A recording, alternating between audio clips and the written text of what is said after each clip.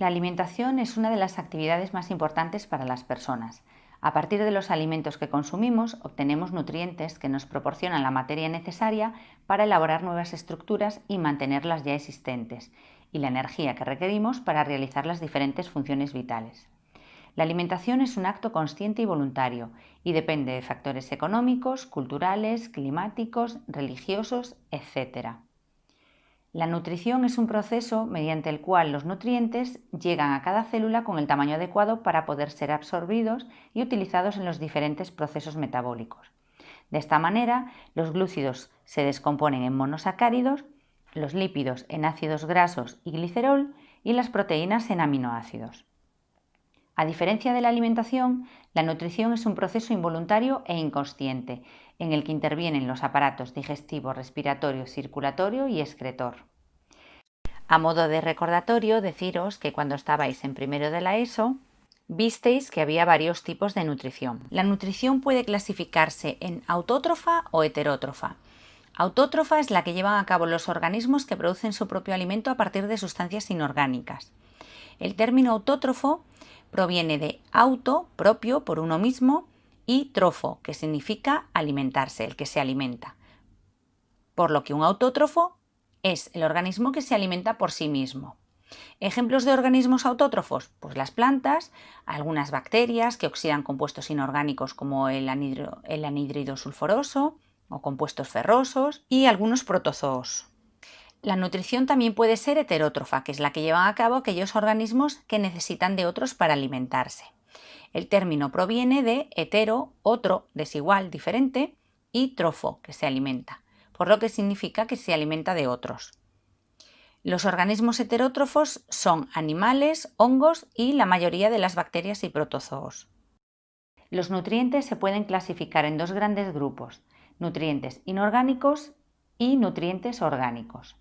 Dentro de los inorgánicos tenemos el agua y las sales minerales. El agua.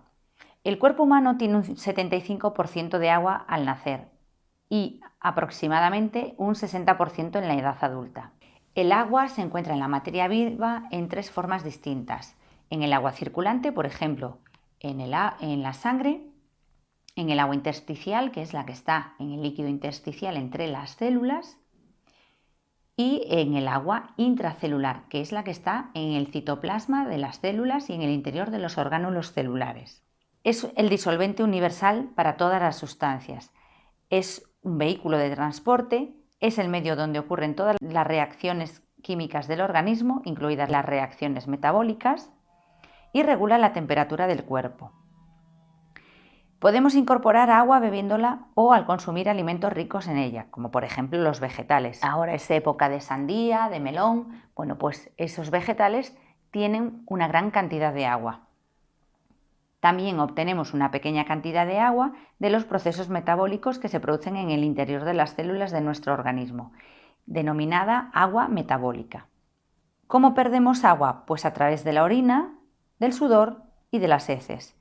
El organismo mantiene un equilibrio entre el agua que se ingiere y la que se pierde. Por ejemplo, si es época de calor, vamos a orinar menos porque el cuerpo va a retener más agua para refrigerar nuestro cuerpo, y sudaremos más, con lo cual se compensa la fabricación de orina con la pérdida del sudor. Las sales minerales son otro de los nutrientes inorgánicos y constituyen el 4% del peso total del cuerpo. Desempeñan diferentes funciones en los seres vivos. Función reguladora, como en la contracción muscular y en la transmisión del impulso nervioso. El calcio interviene en la contracción muscular y, si os acordáis, en la transmisión del impulso nervioso intervienen el sodio y el potasio, aquello del potencial de membrana que va cambiando, la polaridad, aquellos máses, menos que os expliqué. O estructurales, formando parte de los huesos y de los dientes y unidas a otras biomoléculas con funciones diversas, como por ejemplo formando parte de estructuras como la membrana celular o de importantes proteínas como la hemoglobina, que tiene un átomo de hierro. Acordaos que los huesos están formados por fosfato cálcico y colágeno, pero la sal mineral en este caso es el fosfato cálcico. Y las conchas de los moluscos, por ejemplo, están formados por carbonato cálcico, que es otro tipo de sal. Las sales minerales están disueltos en el agua que bebemos, por ejemplo, están presentes en los alimentos o se los añadimos a nuestra comida. La sal común es cloruro sódico. En los alimentos pues nos vamos a encontrar nitratos, nitritos, fosfatos, sobre todo en los vegetales, porque los vegetales absorben del suelo a través de las raíces todas las sustancias minerales que están presentes en el suelo, de tal manera que si hay mucho fosfato pues van a almacenar más fosfato, por ejemplo. Y al igual que pasa con el agua, pues también se pierden sales minerales en la orina, en el sudor y en las heces. No sé si os acordáis cuando vimos el sistema excretor que os puse una animación de una nefrona donde se podían ver la circulación de distintos tipos de sustancias, entre ellas pues había sodio y cloro, que como acabo de decir forman parte de la sal de mesa, la sal común, cloruro sódico, pues esas sales se pierden en la orina. Al igual que el sudor, por eso las lágrimas y el sudor suelen tener sabor salado. Acabamos de ver los nutrientes inorgánicos y ahora vamos a ver los nutrientes orgánicos.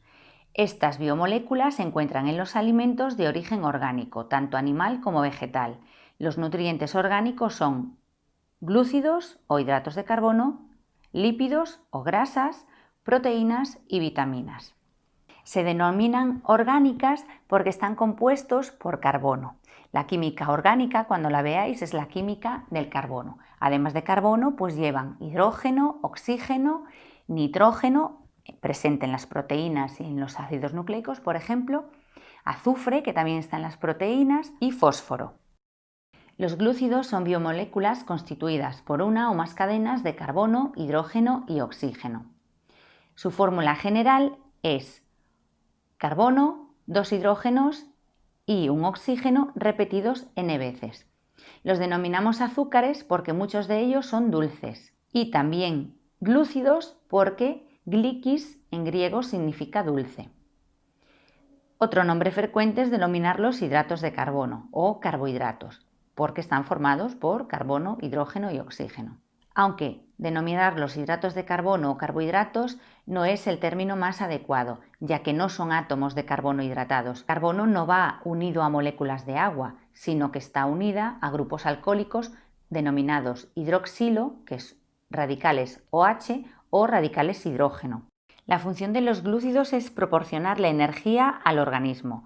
Monosacáridos como la glucosa son el combustible de nuestras células.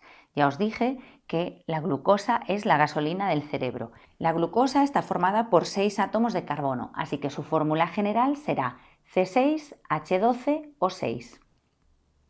Cuando dos monosacáridos se unen, forman un disacárido. Ejemplos de disacáridos, pues la sacarosa, que es el azúcar de caña de toda la vida, el azúcar de la remolacha. La maltosa es el azúcar de ciertos granos germinados como por ejemplo la cebada. La lactosa, que es el azúcar presente en la leche. Cuando se unen muchos monosacáridos se forman polisacáridos, glúcidos complejos como por ejemplo el glucógeno, que tiene función de reserva energética y se almacena en el hígado y en los músculos. Cuando necesitamos energía y no tenemos suficiente cantidad de glucosa circulando en sangre, pues acudimos al glucógeno almacenado, lo cortamos en trocitos, en monosacáridos, en este caso en glucosa, y así ya lo pueden utilizar nuestras células. El glucógeno es el polisacárido de almacenamiento presente en los animales. Y en las plantas tenemos otros como el almidón o la celulosa. ¿Dónde nos podemos encontrar los glúcidos?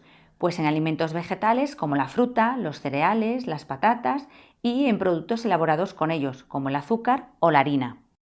Como curiosidad, deciros que la celulosa forma parte de la fibra alimentaria, que siempre escucháis que hay que tomar alimentos con fibra alimentaria para poder ir mejor al baño. Esto es así porque aunque la fibra alimentaria no es un nutriente sensu estricto, ya que no participa directamente en los procesos metabólicos, pero sí que desempeña funciones fisiológicas muy importantes como estimular la peristalsis intestinal. Esto es, estimula el movimiento del intestino para que se vayan formando las heces y se vayan dirigiendo hacia el ano para poder salir al exterior. Los humanos no podemos digerir esta fibra porque carecemos de las enzimas necesarias para poder hacerlo, pero las enzimas de las bacterias, de la microbiota intestinal, pueden fermentar parcialmente esta fibra y descomponerla en distintos compuestos químicos como gases, como hidrógeno, dióxido de carbono, metano, y en ácidos grasos de cadena corta, como el acetato, el propionato y el butirato. ¿Dónde encontramos la fibra? Pues en alimentos de origen vegetal, como os acabo de decir, poco procesados como los cereales, las frutas, las verduras y las legumbres. Cuanta mayor cantidad de fibra alimentaria posea un alimento, más facilidad tendremos para ir al baño. Sin olvidarnos de que también el agua facilita la expulsión de las heces. Otro de los nutrientes orgánicos son los lípidos, que constituyen un grupo muy heterogéneo de sustancias químicas, tanto desde el punto de vista estructural como de las funciones que realizan. Están compuestos básicamente por carbono e hidrógeno y la mayoría también presentan oxígeno, aunque en proporciones muy bajas. Algunos lípidos también contienen fósforo, nitrógeno y azufre. Todos se caracterizan por ser insolubles en agua y ser solubles en solventes orgánicos. De los lípidos obtenemos energía y producimos nuestras propias grasas que acumulamos formando depósitos de reserva en los adipocitos. Estas células forman el tejido adiposo que da forma al cuerpo y protege los órganos. Un lípido muy importante y que está presente en las membranas celulares es el colesterol. Necesitamos una cierta cantidad de colesterol para que nuestras células se puedan dividir y darle una membrana a cada una de las células hijas que se están formando. Por lo tanto, una mínima cantidad de colesterol sí que tenemos que tener. Los lípidos más sencillos son los ácidos grasos. Hay ácidos grasos que se dicen que son saturados, que esos son los más malos. Las grasas saturadas, que son esos ácidos grasos que no tienen dobles enlaces en su molécula. Y luego tenemos los ácidos grasos insaturados, que son las grasas buenas, por decirlo de alguna manera. Los ácidos grasos insaturados tienen dobles enlaces en su cadena y son líquidos a temperatura ambiente. ¿Dónde nos podemos encontrar estos lípidos? Pues en alimentos de origen vegetal, como los aceites, el aceite de oliva, el aceite de girasol, el aceite de palma, etc. Frutos secos, en margarinas o bien en alimentos de origen animal, como la manteca o el tocino. También está presente en los peces. En los pescados azules os sonará escuchar que contienen mucho omega 3 y omega 6, que son ácidos grasos poliinsaturados. Quiere decir que tienen muchos dobles enlaces en su cadena hidrocarbonada. Como curiosidad, deciros que con las grasas se puede hacer jabón añadiéndole sosa en un proceso denominado saponificación. Otro de los nutrientes orgánicos son las proteínas, que son nutrientes estructurales, pues forman parte de todos los tejidos y órganos y ejercen otras funciones muy importantes como la defensa de nuestro organismo, las inmunoglobulinas o en el transporte de oxígeno a la sangre, como la hemoglobina o la mioglobina.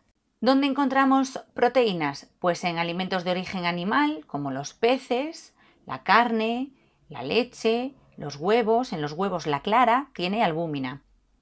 Y en alimentos de origen vegetal, como las legumbres o los cereales. Y el último grupo de nutrientes orgánicos son las vitaminas, que son biomoléculas orgánicas de estructura compleja y variada que nuestro organismo no puede sintetizar y que por eso debemos tomarlas con los alimentos. Se necesitan en cantidades muy pequeñas, pero todas tienen una función de importancia vital para el correcto funcionamiento de nuestro organismo. Las vitaminas se clasifican según sean solubles en lípidos, liposolubles o en agua, hidrosolubles. Los seres humanos tenemos que consumir 13 vitaminas que se clasifican en dos grupos. 4 son las liposolubles, la vitamina A, D, E y K, y 9 son hidrosolubles. 8 son del complejo B y la 9ª es la vitamina C.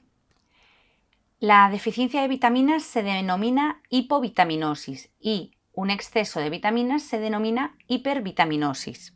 Estas carencias o excesos de vitaminas pueden producir enfermedades. Por ejemplo, la deficiencia de vitamina C produce el escorbuto, que era una enfermedad que solían padecer los marineros que hacían largas travesías en barco y se le caían los dientes por falta de esta vitamina. ¿Dónde nos encontramos vitaminas? Pues en los productos frescos como frutas y verduras, en alimentos como la leche, los huevos, los frutos secos, el aceite de pescado o los cereales. Como curiosidad, deciros que bacterias como la Escherichia coli, que están en el intestino grueso, pueden sintetizar vitamina K2. Los requerimientos nutricionales, es decir, las cantidades de estos nutrientes orgánicos, varían con la edad y con la situación personal de cada ser vivo. Por ejemplo, las personas con edades comprendidas entre los 10 y los 15 años necesitan unos requerimientos de proteínas mucho mayores que los que pueden necesitar a lo mejor un adulto que lleva una vida sedentaria. Porque estas proteínas son los ladrillos que componen nuestros músculos, por ejemplo. Y si estamos creciendo necesitaremos formar mucha más cantidad de músculo. Por ejemplo, un deportista de élite va a necesitar consumir una mayor cantidad de hidratos de carbono y de proteínas para que le aporten la energía y para que puedan formar el músculo necesario para ese deporte que están realizando. Y los necesitan en una cantidad superior a lo que necesita una persona que lleva una vida más sedentaria. Hemos visto a lo largo del curso que una alimentación equilibrada favorece el tener una buena salud, ya que previene la aparición de algunas enfermedades y nos ayuda a desarrollarnos correctamente.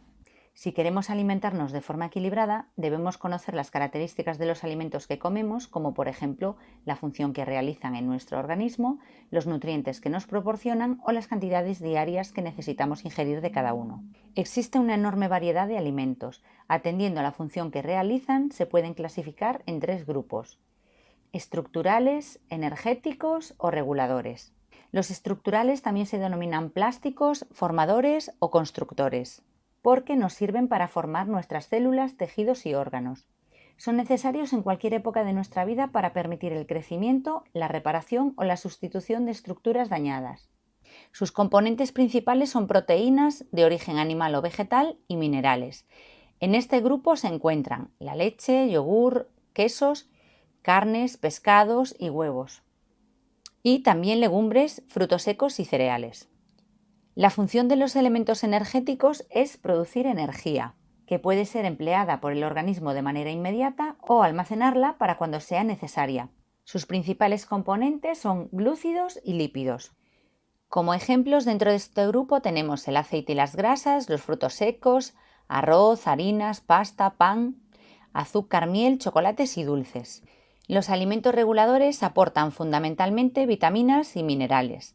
Tienen acción antioxidante y regulan los procesos metabólicos. Son imprescindibles para que nuestro organismo pueda utilizar correctamente el resto de los alimentos y desarrollar sus funciones adecuadamente. En este grupo encontramos las verduras y las frutas frescas, hígado, lácteos y huevos. ¿Qué es la rueda de los alimentos? Es una representación gráfica con forma circular en la que los alimentos se clasifican en 6 grupos o sectores, según su composición o su origen. Los sectores que tienen el mismo color incluyen alimentos que realizan funciones similares. Color amarillo, grupos 1 y 2, con función energética. Color rojo, grupos 3 y 4, con función plástica. Color verde, grupos 5 y 6, con función reguladora. Si os fijáis en la representación que tenéis en el libro, en el centro de la rueda hay una jarra con agua y unos niños haciendo ejercicio. Esto quiere decir que además de todos estos alimentos debemos hacer ejercicio y beber agua, porque recordad que somos un 75% de agua. Grupo 1. Composición predominante en glúcidos. Son los cereales, las patatas y el azúcar. Grupo 2. Composición predominante en lípidos. Son los aceites, las mantequillas y las grasas en general. Grupo 3. Composición predominante en proteínas, son carnes, pescados y huevos. Grupo 4. Composición predominante en proteínas también, pero en este caso son derivados lácteos. Grupo 5. Composición predominante en vitaminas y sales minerales. Incluyen las hortalizas y las verduras. Grupo 6. Composición predominante de vitaminas y sales minerales, y en este caso son las frutas. Si os fijáis, tanto las secciones de color amarillo como las de color rojo tienen un color más intenso en el exterior y un color más suave hacia el interior. Esto lo que significa es que de lo que está en color más intenso hay que comer más cantidad que de lo que está en el color más suave. Como por ejemplo, dentro de los glúcidos sí que hay que tomar pan, patatas, cereales y demás, pero hay que consumir muy poquita bollería, sobre todo si es bollería industrial, y muy poquito azúcar refinado. Lo mismo ocurre en donde está el frasco con el aceite. Veis que mantequillas y grasas tipo el bacon hay que consumir muy poquitas o ninguna. En los alimentos de color rojo os pone que hay que consumir, por ejemplo, pescado, legumbres, huevos, aves y demás. Pero si os fijáis, os pone los embutidos, las salchichas y las carnes rojas como que hay que consumir muy poquito o esporádicamente. Y lo mismo para los lácteos. Leche y yogures hay que tomar más habitualmente que quesos grasos como puede ser un queso curado, un brie, etc. Y sin embargo, en los alimentos de color verde veis que no hay una limitación de consumo, sino que hay que consumir mucho más. Y además, estos sectores tienen una serie de tamaños que también influyen en la cantidad que debemos tomar a diario. Esto es, frutas y vegetales todos los días y los demás pues con mucha menos frecuencia.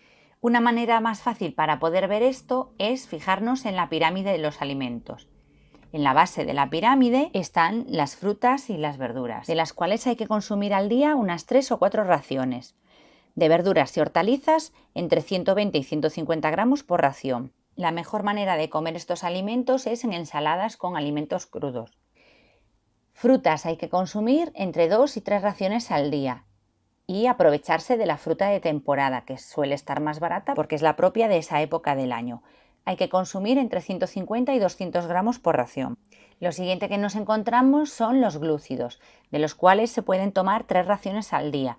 Si puede ser, cereales integrales, mejor que cereales procesados. Esto es, si podéis desayunar un yogur con avena natural, pues mucho mejor que unos crispies. En este grupo también se incluyen las legumbres, lentejas, garbanzos, soja, etc.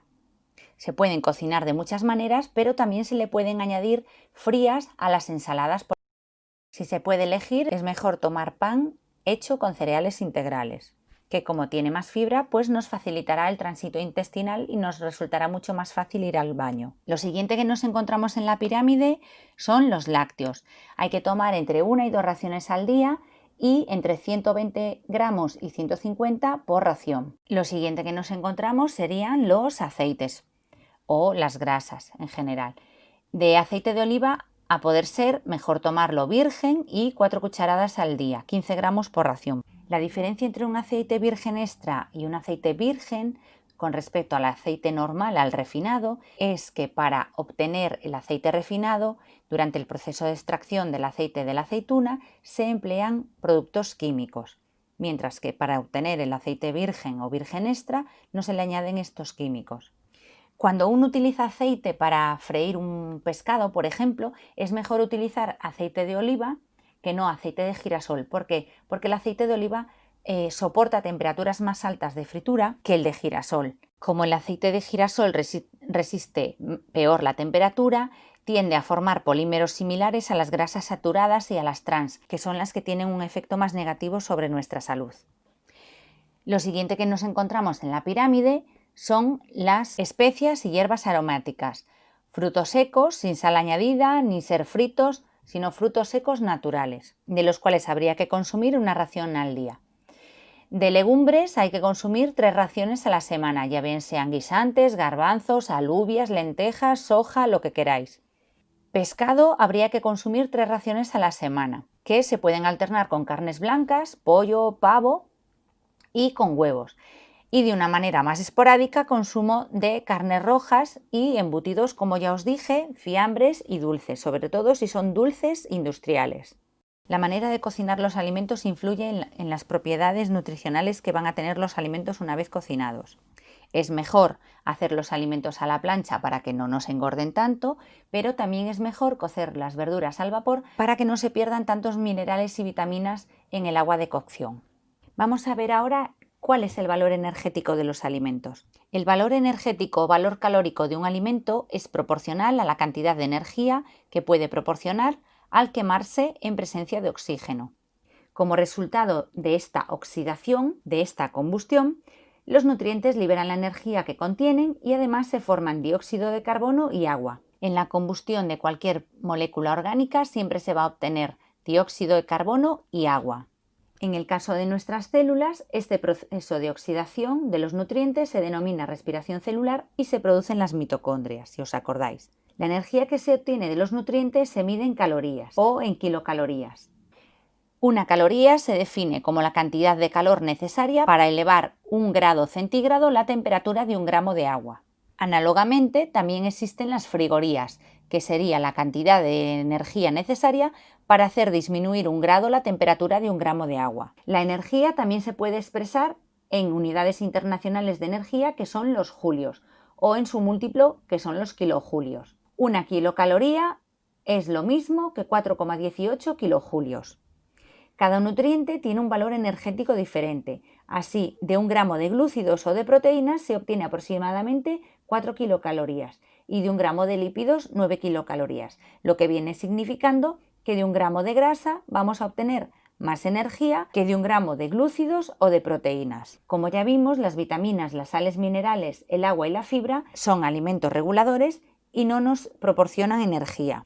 Como veis en el dibujo, aparecen unos números al lado de cada uno de los alimentos. Estos números corresponden a las kilocalorías por cada 100 gramos de ese alimento. Si os fijáis, lo que menos calorías suele tener son los vegetales, ya bien sean las zanahorias, los guisantes, las manzanas, la lechuga, y lo que más, pues en este caso, de lo que tenéis ahí representado sería el aceite y luego los piñones.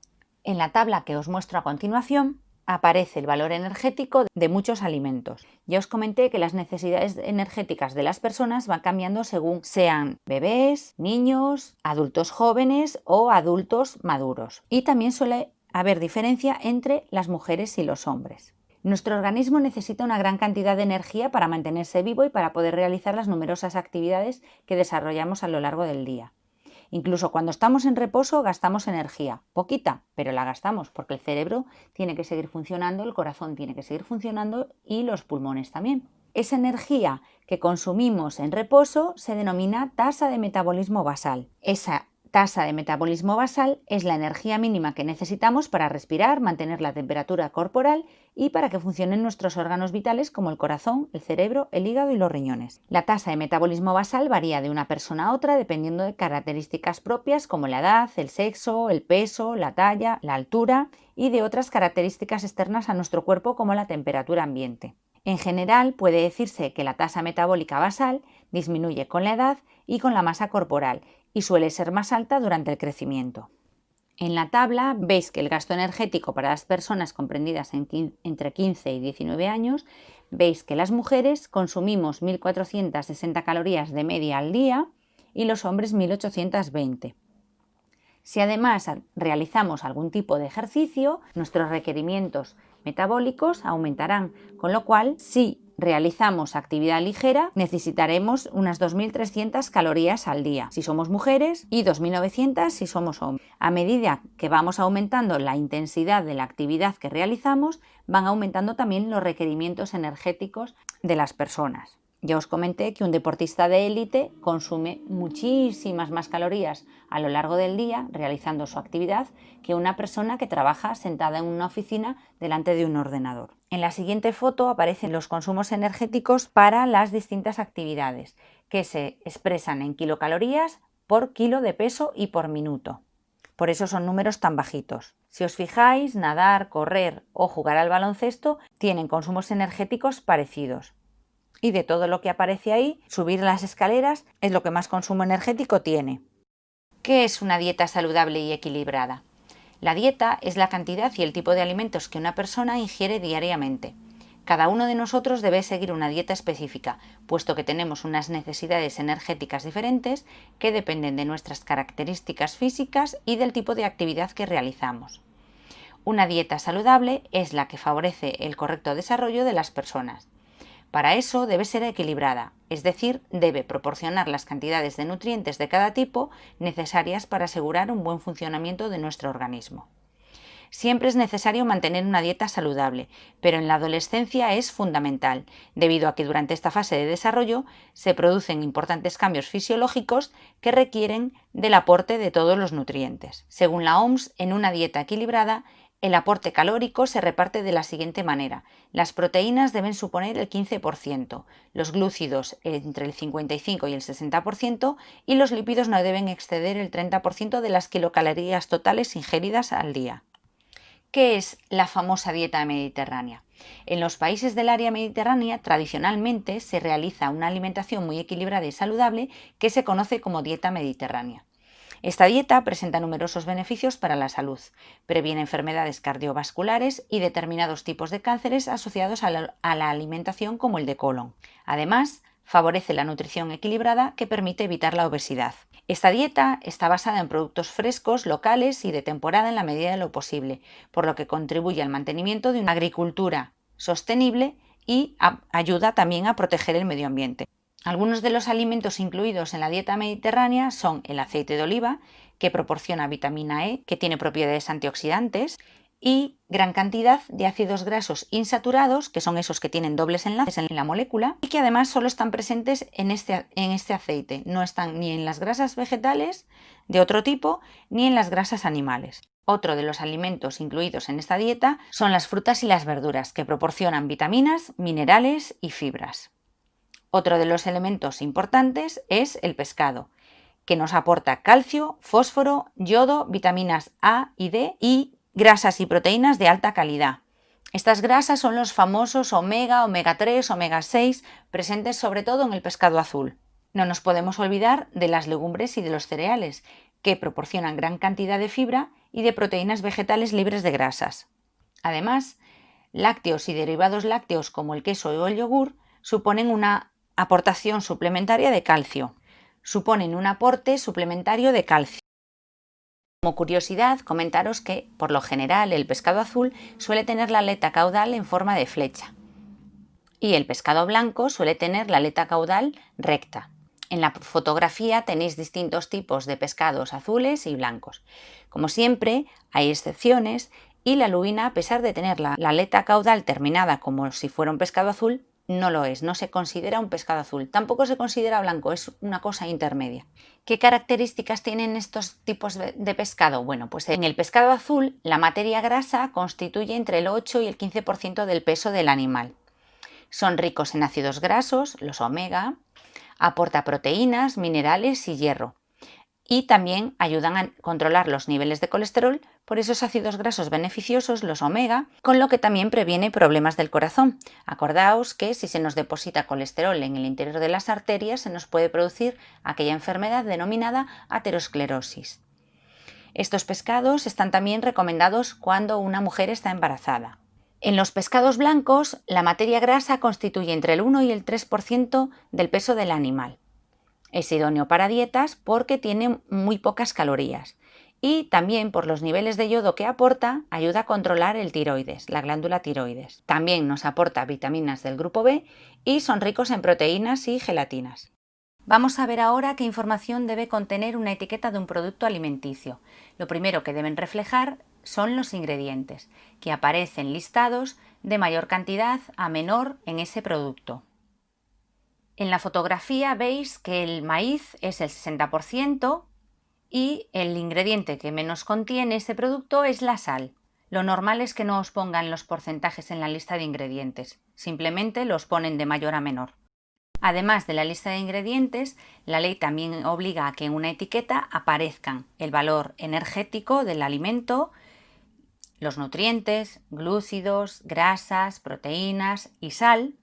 Todos los nutrientes deben aparecer en el mismo campo visual y expresados por 100 gramos o por 100 mililitros de producto.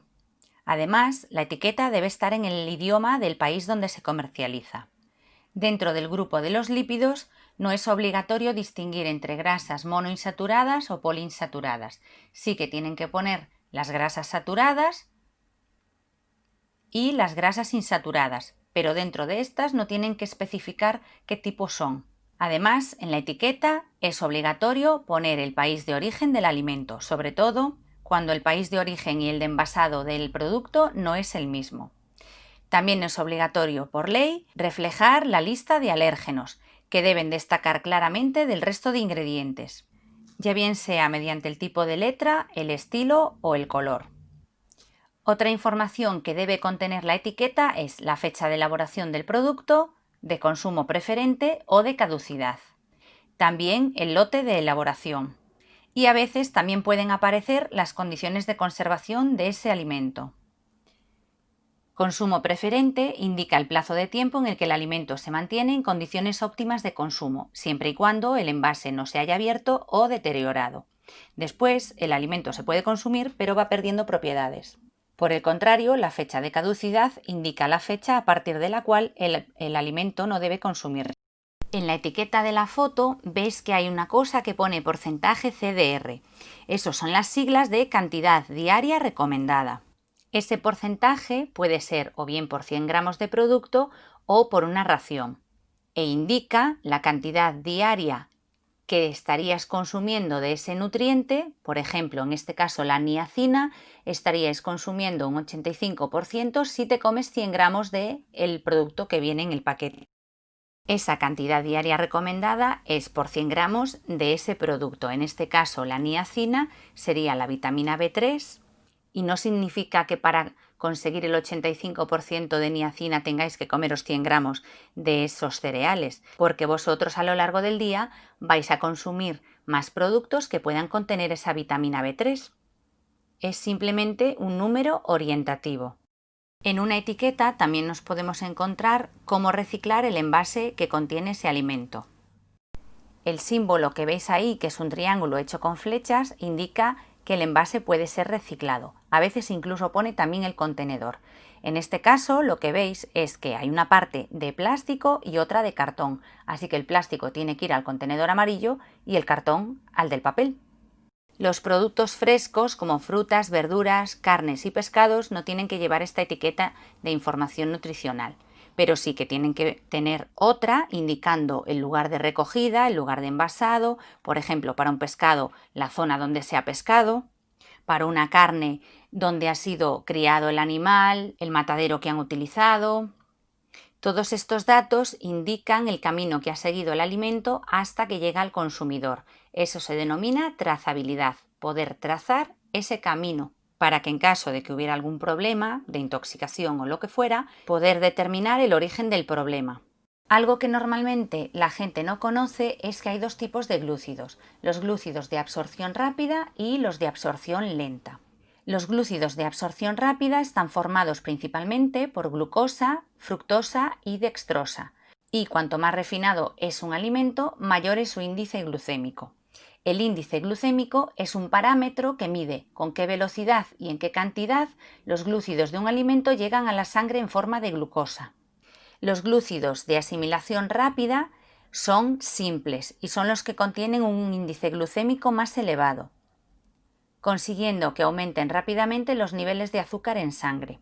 Y si no vamos a quemarlos con la misma rapidez con la que los estamos ingiriendo, pueden acumularse en nuestro cuerpo en forma de grasa. ¿Qué glúcidos son los que son de absorción rápida? Pues azúcar, miel, cereales, leche, maíz, los zumos de frutas, harinas refinadas y sus derivados como los dulces, el pan blanco. Los glúcidos de absorción lenta, también denominados complejos, llevan este nombre porque el cuerpo debe emplear un tiempo en poner en marcha una serie de procesos para poder absorberlos. Es decir, nuestro cuerpo tiene que cortar esas moléculas grandes en trocitos pequeños hasta llegar a la glucosa, que es la que puede ser absorbida por nuestro cuerpo. Al tener que ser procesados, le damos tiempo al cuerpo para que estabilice el nivel de glucosa en sangre. ¿Qué alimentos contienen glúcidos complejos? Pues las verduras, el pan integral, las frutas en general, fresas, cerezas, frutas del bosque, frutos rojos, las legumbres, el arroz integral, los cereales integrales. Cuando ingerimos glúcidos, nuestro cuerpo va gastando una cantidad de la glucosa generada, pero cuando le sobra, lo normal es que la acumule en el hígado en forma de glucógeno. Pero si la cantidad es mucho mayor de la que necesitamos y sobrepasa los niveles de la acumulación en forma de glucógeno, estos azúcares se van a transformar en grasas. Así que tan peligroso es comer una cantidad de grasa superior a la que necesitamos como de azúcares, lo que al final puede derivar en problemas cardiovasculares.